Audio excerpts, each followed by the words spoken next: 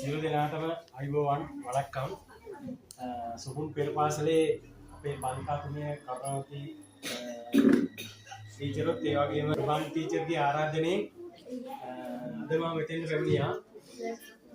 ලෝක වැඩිහිටි දිනයත් ලෝක ළමා දිනයත් දෙකම එකතැනම සිදු කරන මේ අවස්ථාවේදී අපේ ගෞරවනීය ස්වාමීන් වහන්සේ මෙතෙන් ඇවිල්ලා හරබර දේශනාවක් කරා. ඒකේ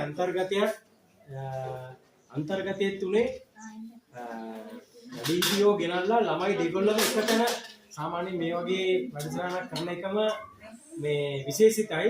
ඉතින් ඉදිරියේදී පෙර පාසල සඳහා ඒ වගේම අපේ වැඩිහිටි අම්මලා තාත්තලා වෙනවනොත්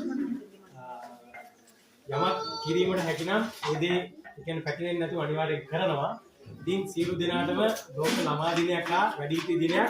හැබැයි අද දවසේ විතරක් ඒක විශේෂ දිනයක් නැතුව ඒක හැම වෙලේම අවුරුද්ද පුරාම මේ දිනය තියෙනවා නම් හොඳයි කියලා මම හිතනවා.